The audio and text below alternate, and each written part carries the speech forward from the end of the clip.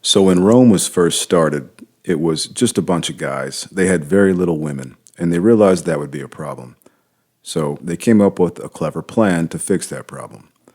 There was a local tribe called the Sabines who they'd had some trouble with, and they sent them an invitation to come to a feast as a way to make reconciliation. They said, "Everyone is invited. Bring your daughters." I think you can see where this is going.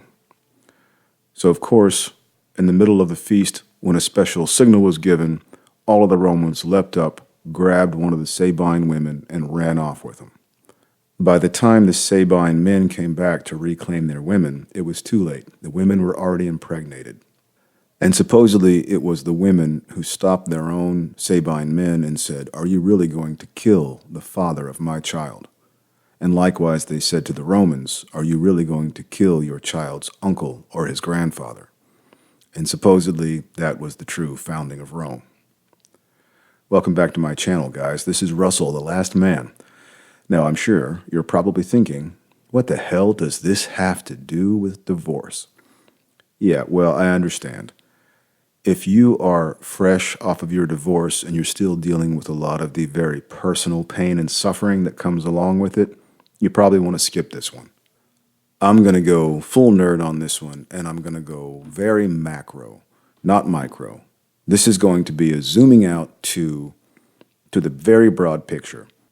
If you're like me, and most guys, you start off dealing with the personal aspects of your divorce, but then you start zooming out into broader topics like psychology or red pill or pickup community or left and right politics, which somehow always includes immigration issues. But what I want to talk about today supersedes all of that, or at least can explain how all of that is encompassed within it. They don't seem relative to divorce necessarily. But eventually the algorithm, if you're like me, it starts feeding you things like this grand conspiracy of anti-natalism that's in the world. And they'll probably bring up this, well, I think everyone talks about this huge population crash that's coming up pretty much worldwide with few exceptions. And you may have even heard the recent paper that Helen Andrews wrote about the feminization of institutions. Now, that's getting a lot closer. So let me jump in. What tipped me off to this, I've said it in a previous episode, that there is this dynamic between the family and institutions. And even though people are zooming out, I don't feel like they're zooming out enough, because this dynamic between families and institutions goes back to the dawn of history and explains, I think, so much of these other topics that are coming up.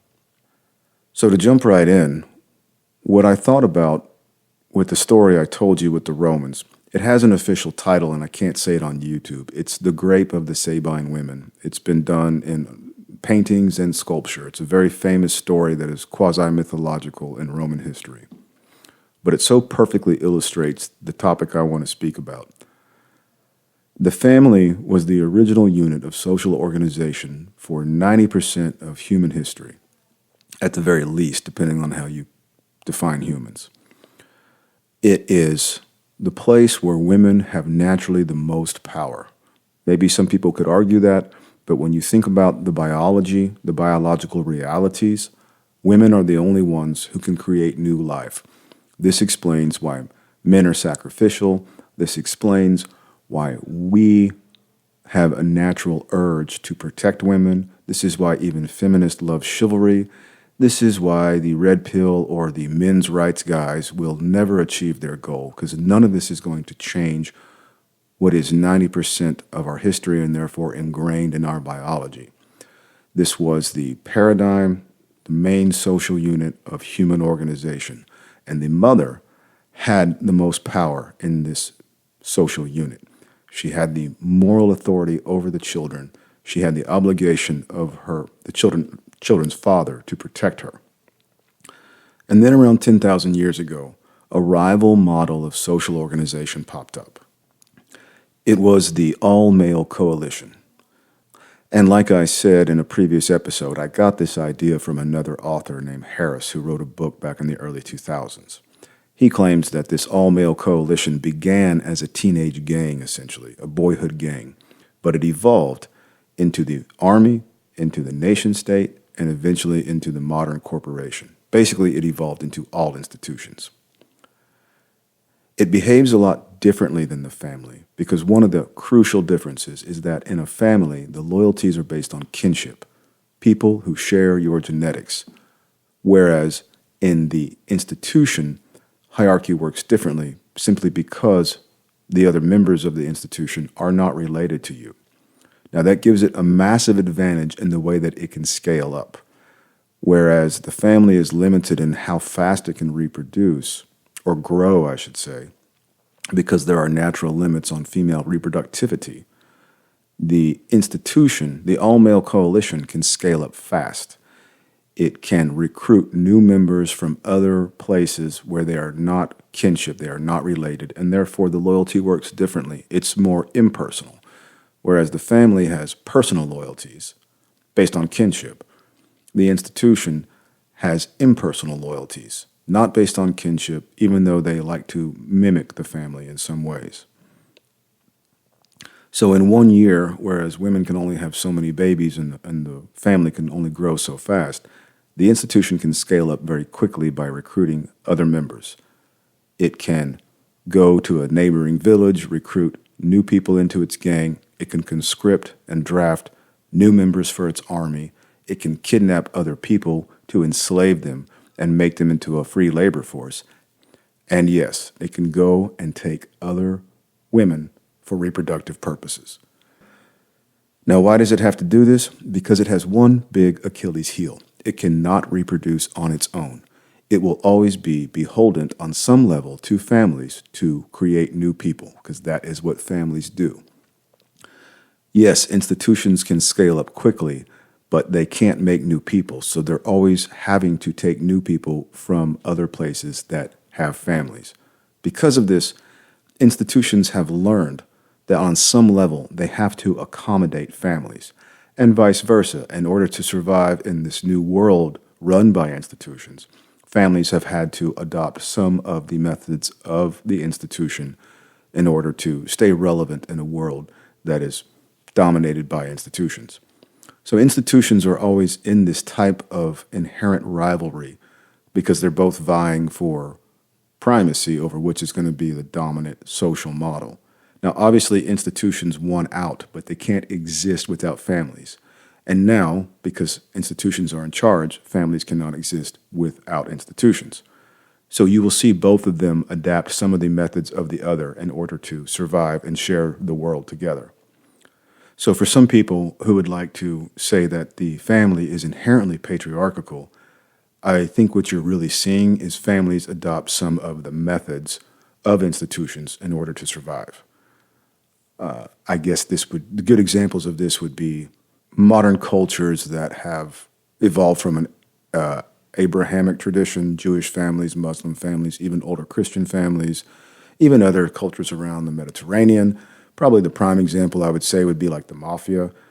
They call themselves a family, and yet they have foot soldiers, capos, sub-bosses, and a godfather, right? They have this hierarchical structure that imitates a military structure, even though supposedly they're family, but yet they recruit people who are not part of their family.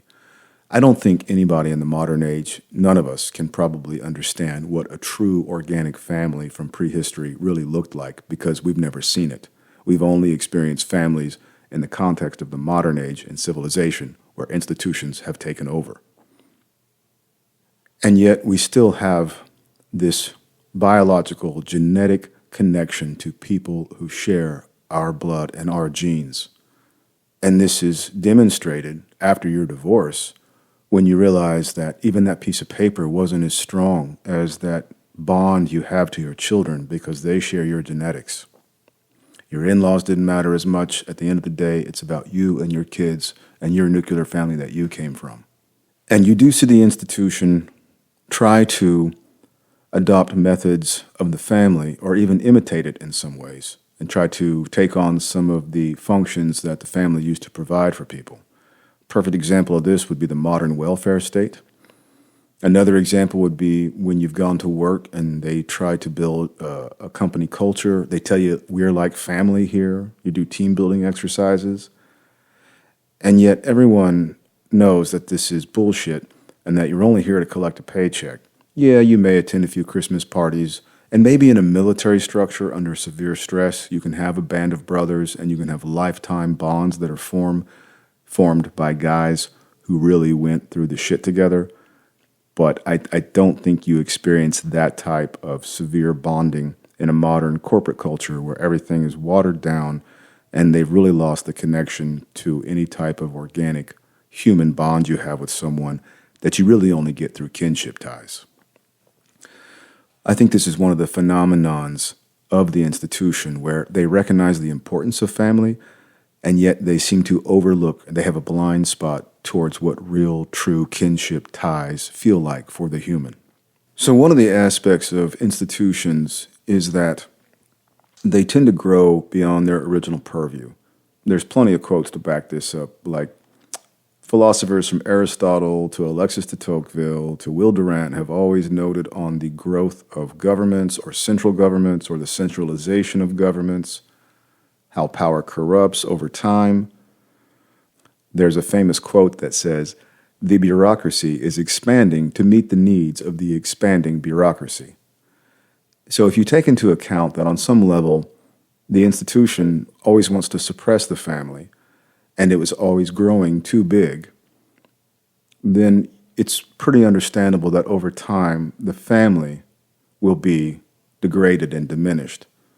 And I think on some level, women inherently understood that they'd lost their power because the family had lost its power. And along comes modern forces that convince them or even brainwash them that they need to abandon the family to join the institutions. Now, that is probably one of the most awkward leaps that could happen. Maybe it's inevitable, but because institutions were originally all male coalitions, they socialized like males. They are more risk tolerant.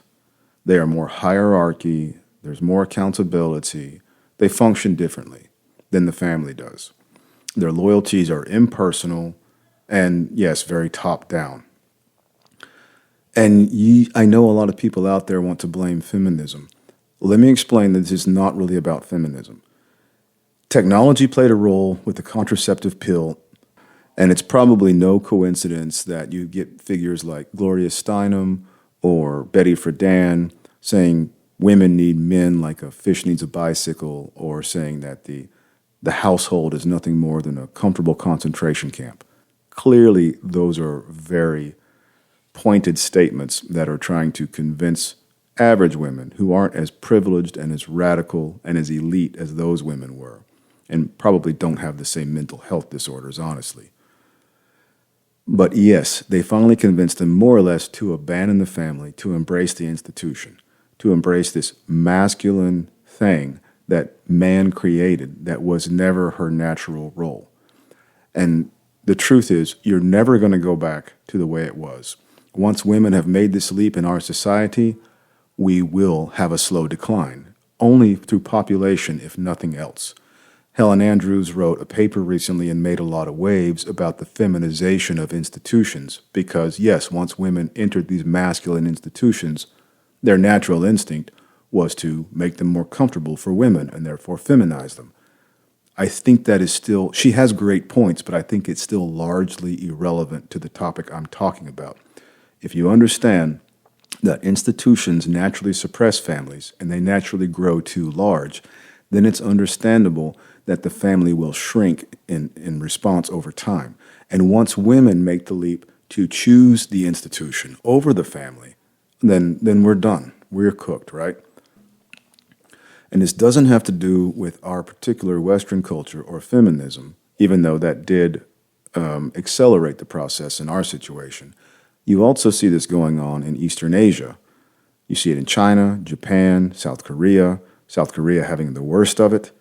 And these were not for the same reasons because they have a different culture than us, they have a different history than us. Yes, they embraced modernity and industrialization, but it worked differently over there. But essentially for the same reasons. Their institutions became oversized when industrialization landed, It was absorbed by the state and taken over by the state, particularly with communist China and more of a fascist Japan. Either way, the government kind of absorbed industry and took it on. You have economic problems over there where the housing prices are rising, the wages are stagnating, men cannot buy a home on their own, and therefore they are not able to pursue a woman and start a family. Women are stuck without men who can provide for them, so they're not able to get married. Korea having the worst population crash, it's probably not a coincidence that the 4chan movement began in South Korea. For those of you who don't know, the 4chan movement is kind of a female MGTOW movement. And it's because they don't have the right factors in place to have families anymore. There's communist China, and probably the stupidest thing they ever did was starting a one-child policy, which they've recently reversed, but it's far too late. This would have been needed to have been instituted decades ago for it to have any effect on their future outcomes. And demographers have talked about this and been talking about this for decades. All of these things were put into motion after World War II. Yes, you had the baby boomers, but demographers have said this has been on the horizon for a long time, but just no one's paying attention to it till now. And even now, you hear politicians not talking about it because it doesn't serve their purposes. I'll wrap this up because I could go on forever, but there's a few things I'd like to point out.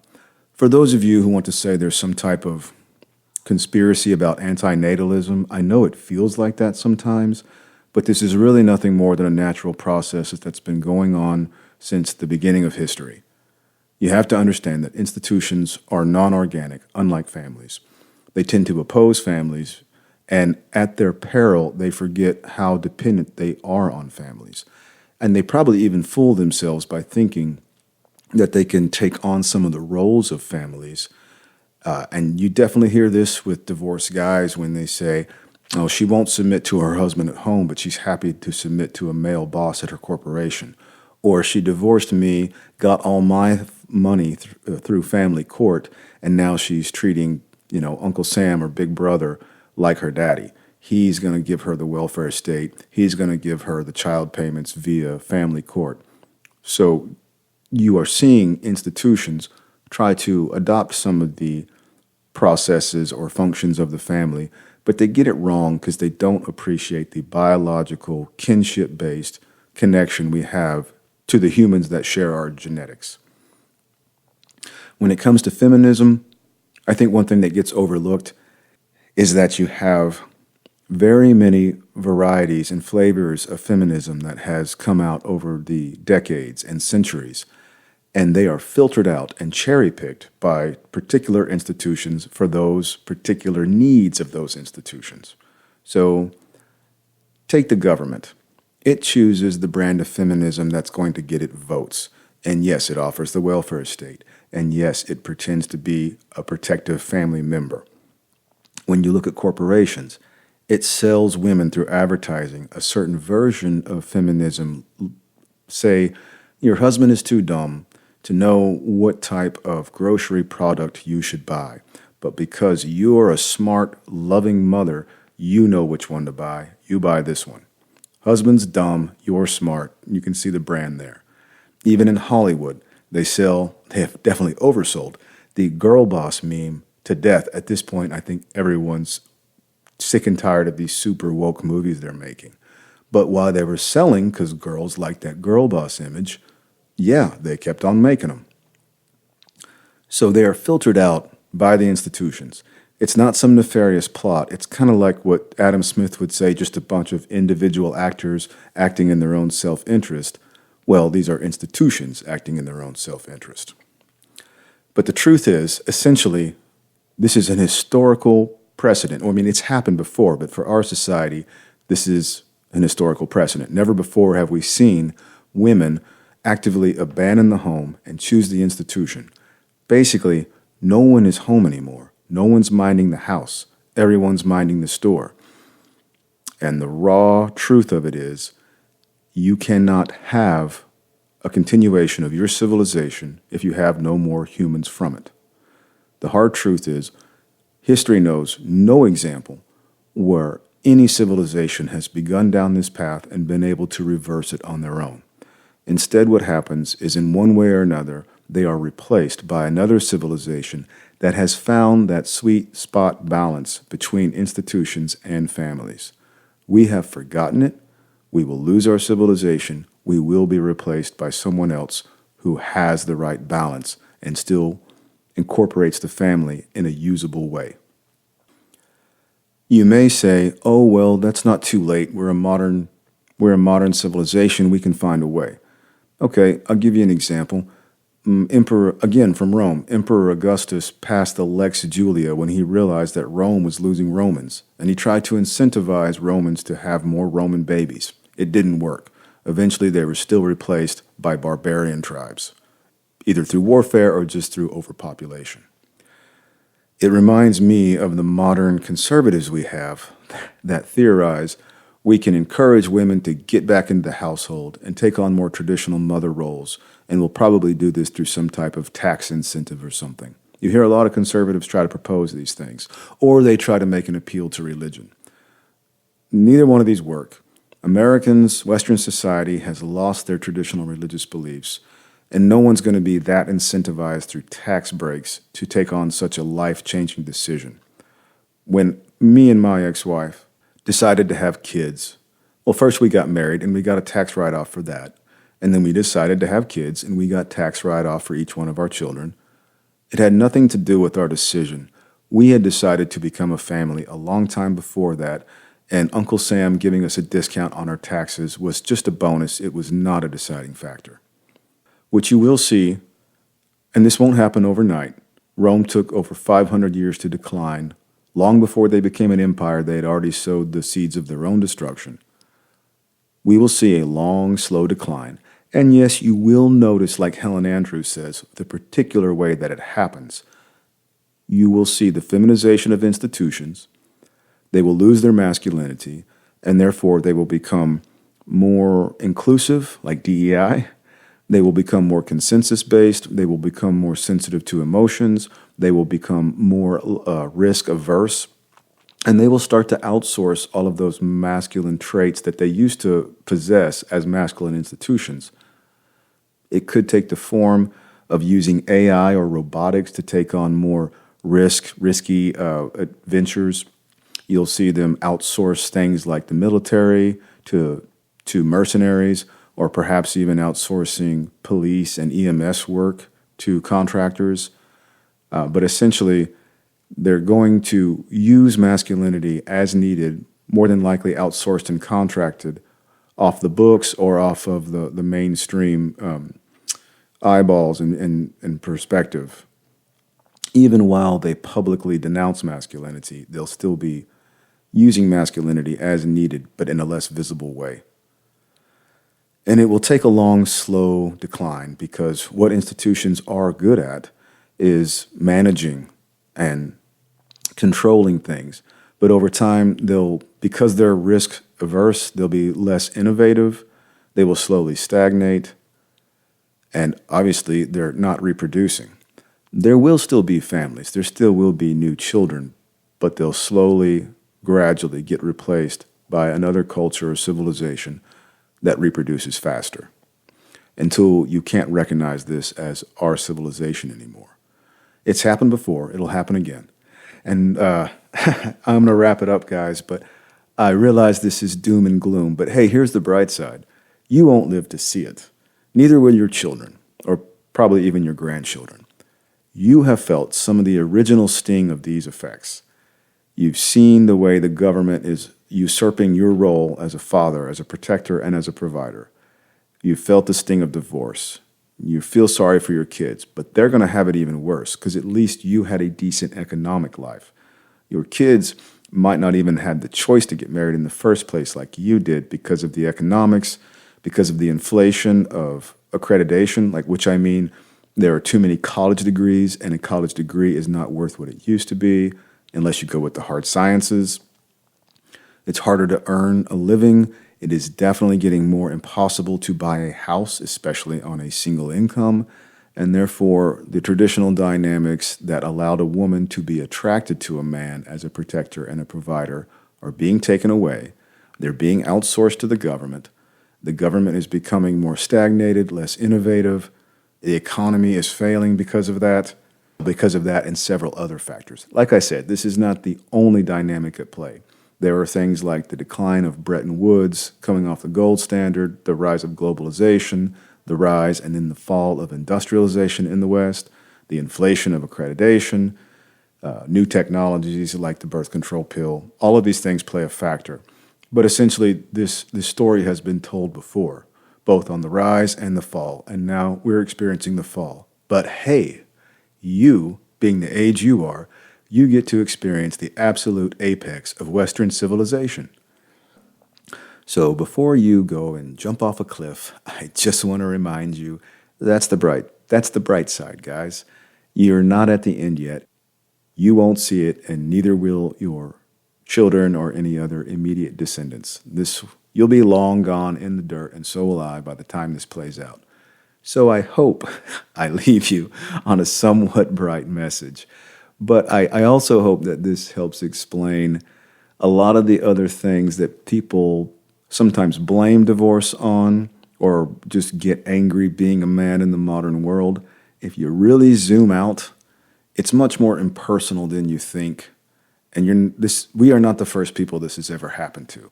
And I think this is a unique perspective. You tell me if I'm crazy. You can say, Russell, what have you been smoking? I'd love to hear your thoughts on it. But I feel like I'm onto something. You can wrap up so much of the feminist messaging and the movies you see and people talking about immigration or politics and politics in the dating scene. All this stuff can really be wrapped up by zooming out really far and seeing this as a classic dynamic between families and institutions. And in that way, at least for me, it gives me enough distance and perspective to not take it so personally. But it took me a while to get there, I got to admit. So I understand you need to go through the personal process before you can start to look at more broader themes and get some perspective and kind of gain some peace from it. And you tell me what you think. This is Russell, the Last Man, signing off. I'll see you on the next one.